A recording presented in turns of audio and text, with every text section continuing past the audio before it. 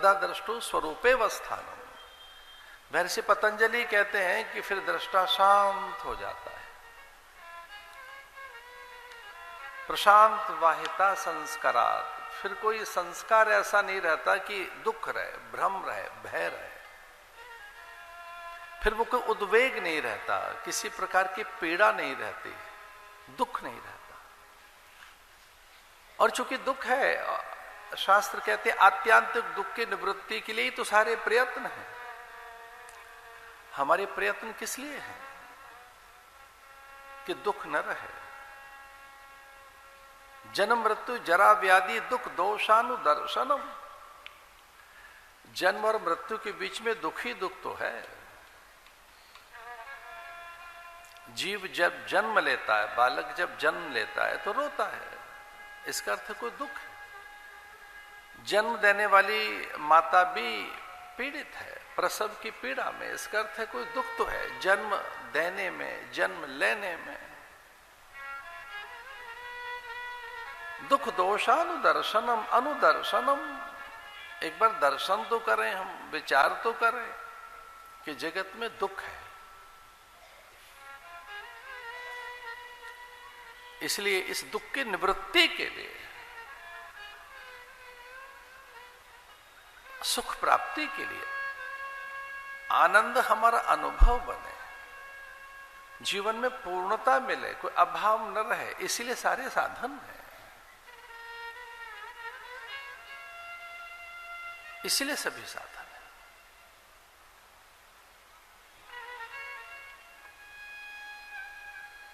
भगवान अनंत है, नमोस्तु अनंताय। जब हम अनंत को उपलब्ध होते हैं तो हम भी अनंत हो जाते हैं। उसे पाकर जानकर फिर हम वही हो जाते हैं।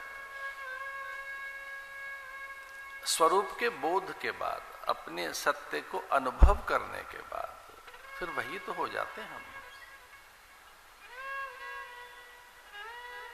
तत्त्वमसि, तत्त्वम असि, वही तो हो जाते हैं हम। ऋग्वेद, अथर्ववेद,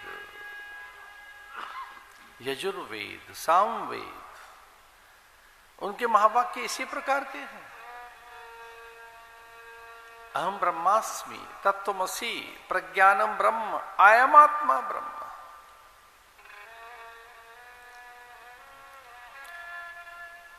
उसे जानकर हम वही हो जाते हैं। तुम्हें जान तुम्हें हो जाए, फिर उसको उपलब्ध हो जाते हैं। फिर हम, हमारे यहाँ स्थितियां बताई कि उसे वो जब मिल जाए तो क्या होता है। उन मुक्तियों की चर्चा है, सालोक्य, सारूप्यता, सायुज्यता, कैवल्य। जब ये पता लग जाए कि मैं देह नहीं, मन बुद्धि चित्त चेतना नहीं, विचार नहीं, मैं काय कलेवर नहीं हूं, ये मेरा हाथ है ये मैं नहीं हूं, ये मेरा मस्तक है ये मैं नहीं हूं, ये मेरे कान हो सकते हैं मैं नहीं हूं, ये मेरी नासिका हो सकती है मैं नहीं हूं, मैं नहीं हूं, ना अहम। आद्य शंकर भगवत पाद भगवान शंकराचार्य यहां से कहते हैं मैं ये नहीं हूं, ना अहम। तो दुख मिटाने के लिए वो यहां से आरंभ करते हैं कि ये मैं नहीं हूं। देह, मन, प्राण, चित्त, विचार, प्राण मैं नहीं हूं। मुझ में प्राण आते हैं जाते हैं, मैं सांस लेता हूं छोड़ता हूं। हम सांस ले रहे हैं छोड़ रहे हैं, हम सांस नहीं है। कितनी बार हमने नई सांसें ली और छोड़ दी। अवस्था भी मैं नहीं हूं। कभी बाल्य अवस्था है, कभी कैशोर्य है, कभी तरुणाई है, कभी यौवन है। यौवन के बाद अभी वार्धक्य बुढ़ापा आया नहीं है, उसके बीच की अवस्था है प्रौढ़ता। मैं प्रौढ़ भी नहीं हूं, मैं रोगी नहीं हूं। शरीर में रोग हो सकता है, मुझ में नहीं। वार्धक्य देह में होगा, मुझ में नहीं। मैं बूढ़ा नहीं हूं, ना अहम। दुख को मिटाने के लिए ज्ञान यहां से आरंभ करता है।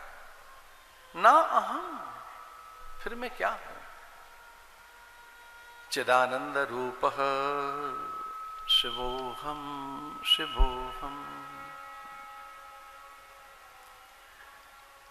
मैं अजय हूं, अनंत हूं, अजन्मा हूं, नित्य हूं, शाश्वत हूं। देह नहीं है,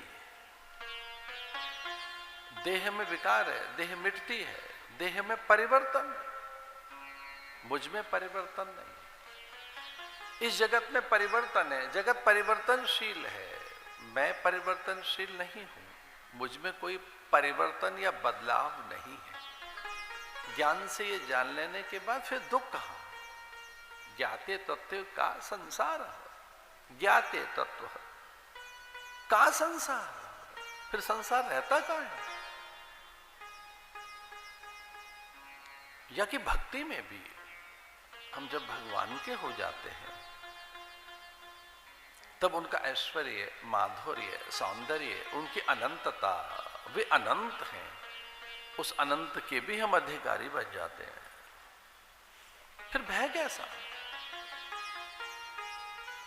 अब ज्ञान से चले या भक्ति से, निष्काम कर्म योग से, फलश्रुति एक जैसी ही है।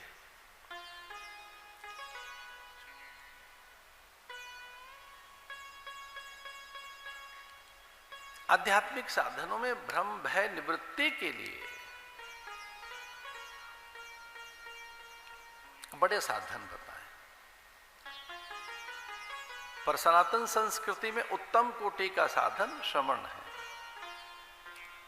भद्रम कर्णे शृणुयाम देवा। वेद कहता है कि सबसे उत्तम कोटि का कोई साधन है तो वह है सुनना, श्रवण। श्रवण मंगलम।